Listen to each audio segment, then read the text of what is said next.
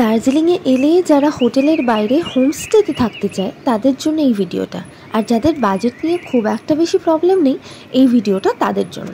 Actually আমি short video বানিয়েছিলাম, but এত সুন্দর এটা শর্টে দেখানো যায় না বলেই আবার আমি একটা বড় ভিডিও বানালাম যাতে একটু ডিটেলস দেখানো যায়। তো এই মল রোড, এই যে ঘোড়ার আস্তাবলের পাশ দিয়ে এই রাস্তাটা চলে যাচ্ছে। এরপর যে তিনটে রাস্তা আছে, একটা উপরে যাচ্ছে, একটা নিচে যাচ্ছে, আর একটা মাঝখানে। এই মাঝখানের রাস্তাটা দিয়ে 1 কিলোমিটার মতন যেতে হবে।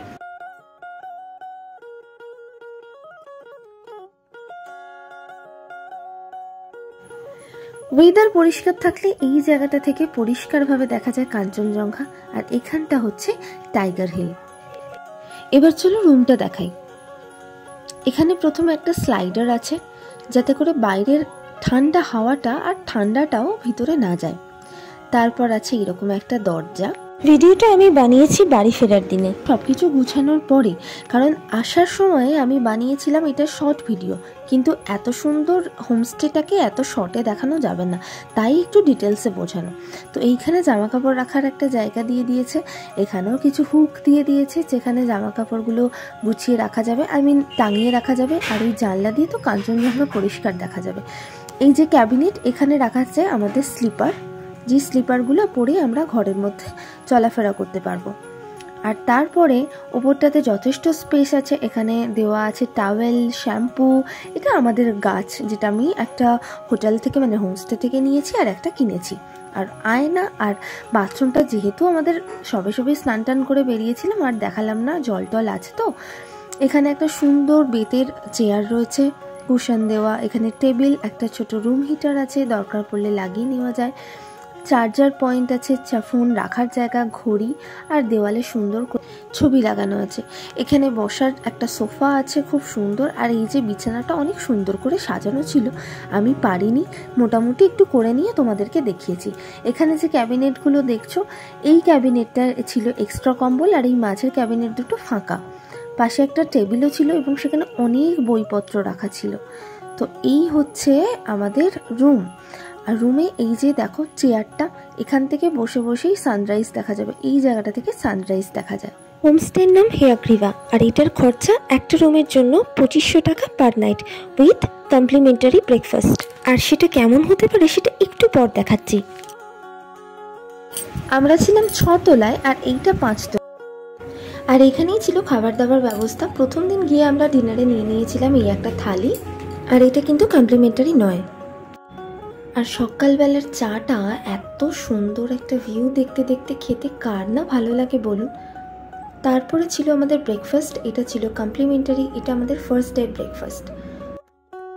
আর সত্যি বলতে এত হেভি ব্রেকফাস্ট যে আমাদের সকাল 9টায় খাবার পর দুপুর 3টের আগে আর খিদেই পেত না।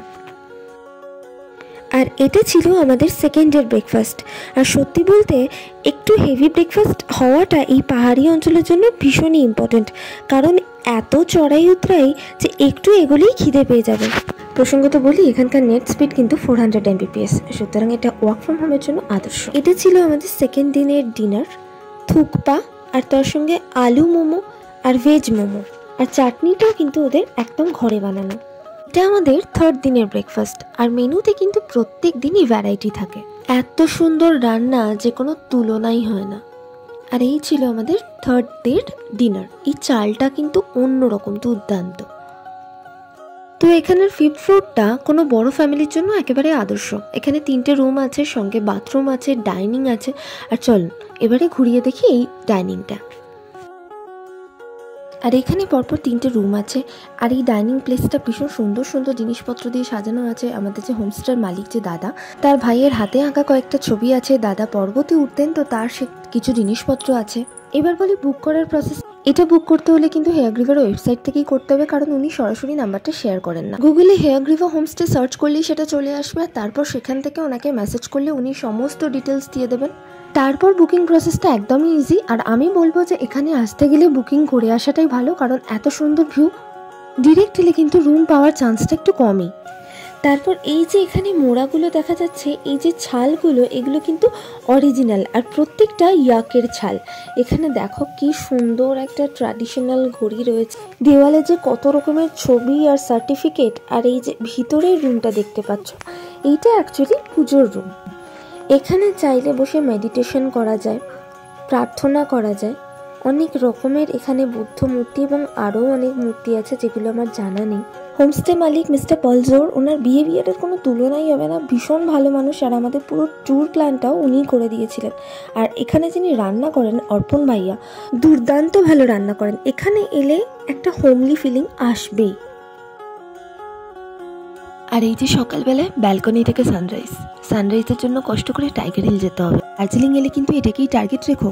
ভালো লাগলে প্লিজ চ্যানেলটা সাবস্ক্রাইব করে দিও। দেখা হচ্ছে পরের ব্লগে। টাটা।